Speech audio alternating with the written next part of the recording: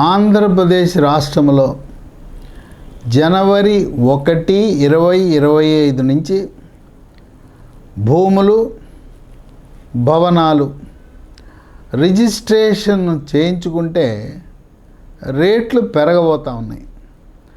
ప్రస్తుతం ఉన్న ఫీజుకి అదనంగా 10 నుంచి 15% పెరిగే అవకాశం ఉంది. కనుక ఎవరైనా రిజిస్ట్రేషన్ చేయించుకోకుండా అగ్రిమెంట్ మాత్రమే చేయించుకుంటే వెంటనే డిసెంబర్ నెలాఖరు లోపల మీరు రిజిస్ట్రేషన్ చేయించుకుంటే కొంత వెసులుబాటు కలుగుతుంది. 1 జనవరి దాటిందంటే ఆ రేటు పెరుగుతుంది.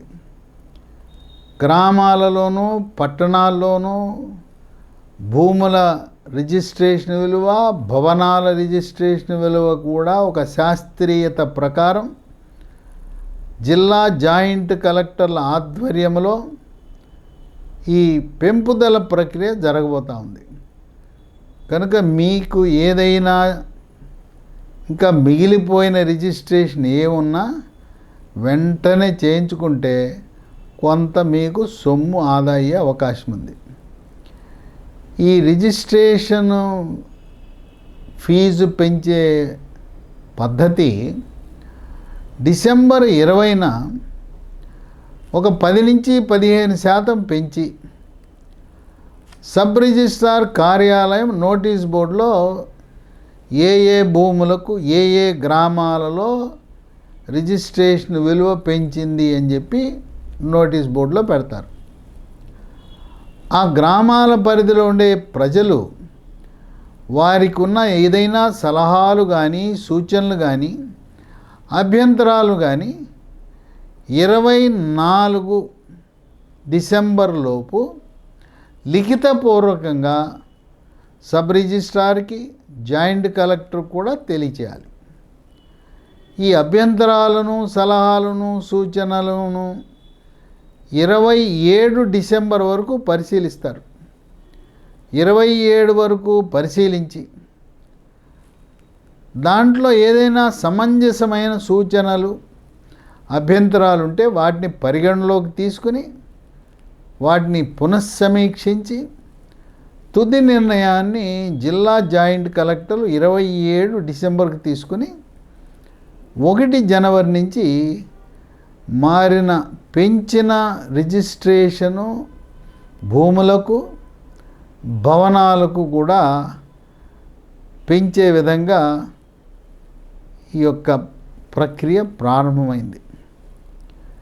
ఈ స్టాంపులు రిజిస్ట్రేషన్ శాఖకి రాష్ట్ర ఉన్నతాధికారిని ఐజీ అంటారు, ఇన్స్పెక్టర్ జనరల్ అంటారు.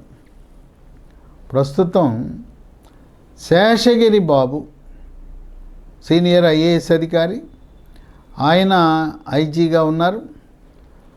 ఆయన చాలా నీతి, నిజాయితీ, నిబద్ధత కలిగిన వ్యక్తి. ఏదైనా పారదర్శకంగా చేస్తారు. తర్వాత ఆయన టేబుల్ మీద ఎప్పుడు ఫైల్స్ ఉండవు. అట్లాగే ఈ ఆఫీసులో ఫైల్స్ వచ్చినా ఎప్పటిదప్పుడు ఆయన ఫైల్స్ పరిష్కరిస్తూ ఉంటారు. అలాంటి శేషగిరి బాబు లాంటి అధికారి స్టాంప్స్ రిజిస్ట్రేషన్ ఐజీగా ఉండటం మన ఆంధ్రప్రదేశ్ రాష్ట్ర ప్రజల అదృష్టం. అయితే ఈ సబ్ రిజిస్ట్రార్ కార్యాలయం అంటేనే అవినీతి కంపు కొడుతూ ఉంటుంది. ఎవడు వెళ్ళినా రిజిస్ట్రేషన్ జరగాలంటే అక్కడ డీడబ్ల్యూలు, రైటర్లు ఉంటారు. డీడబ్ల్యూలు అంటారు, డాక్యుమెంట్ రైటర్స్ అంటారు. వాళ్ళు వచ్చేస్తారు. వాళ్ళే ఈ సబ్ రిజిస్ట్రార్లకు ఏజెంట్లు, బ్రోకర్లు. ఆ విధంగా నీతివంతమైన సబ్ రిజిస్ట్రార్ కార్యాలయాలు రాష్ట్రంలో ఎక్కడా లేవు. ఆంధ్రప్రదేశ్గా తెలంగాణ పరిస్థితి కూడా అంతే. ఇవి ఎక్కడైతే కార్యకలాపాలు అధికంగా జరుగుతాయో అటువంటి సబ్ రిజిస్ట్రార్ కార్యాలయాల్లో రాజకీయ ఒత్తిళ్లతో ఎమ్మెల్యేలు, ఎంపీలు, మంత్రులు వాళ్ళందరూ రికమెండ్ చేసి అక్కడ పోస్టింగ్ తెచ్చుకుంటారు. వాళ్ళు ఏదో ప్రజలను ఉద్ధరిద్దామని కాదు.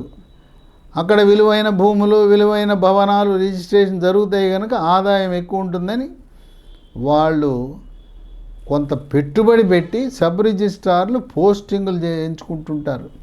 అంటే ఒక రకంగా చెప్పాలంటే వాళ్ళకు కావలసిన స్థానాన్ని సబ్ రిజిస్ట్రార్లు కొనుక్కుంటారు. కొనుక్కుని కొంతమంది కోట్లు పెట్టుబడి పెడతారు ఆ స్థానం కోసం. పెట్టుబడి పెట్టి అసలు వడ్డీతో సహా లాగేస్తారు.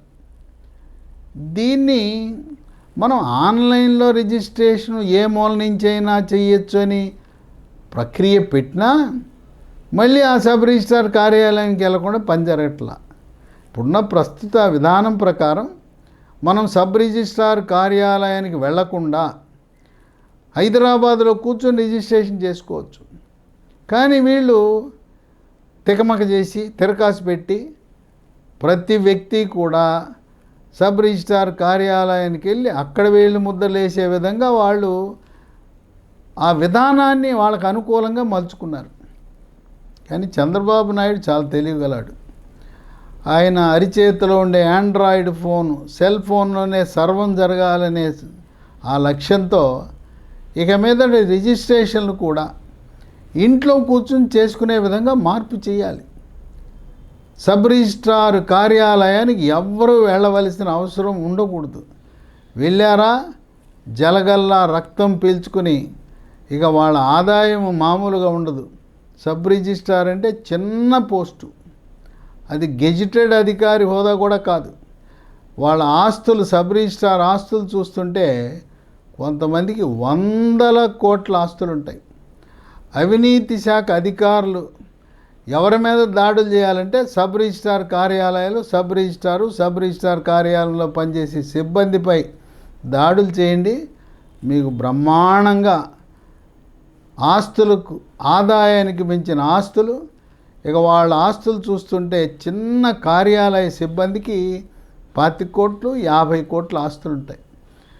కనుక శేషగిరి బాబు ఆయన నీతివంతుడైనా కింద ఉండే సబ్ రిజిస్ట్రార్ కార్యాలయాలు అనాదిగా స్వాతంత్రం వచ్చినప్పటి నుంచి ఆ విధంగా నడుస్తున్న వల్ల చంద్రబాబు నాయుడు నడుం బిగించి ఏం చేస్తారో ఈ అవినీతిని అంతమొందాలంటే మన రిజిస్ట్రేషన్లు, భూమి రిజిస్ట్రేషను, భవనాల రిజిస్ట్రేషను సబ్ రిజిస్ట్రార్ కార్యాలయ సిబ్బంది ప్రమేయం లేకుండా వాట్సాప్ గవర్నెన్స్ ద్వారా మన ఇంట్లో కూర్చొని సెల్ ఫోన్లోనో పర్సనల్ కంప్యూటర్లోనో మన కంప్యూటర్లో చేసుకునే విధంగా రియల్ టైం గవర్నెన్స్ అని అంటున్న చంద్రబాబు నాయుడు ఈ రిజిస్ట్రేషన్ శాఖపై దృష్టి సారించవలసిన ఆవశ్యకత అవసరం ఉందని రాజకీయ విశ్లేషకులు, సామాజిక కార్యకర్తలు, ప్రజాస్వామ్యవాదులు భావిస్తున్నారు.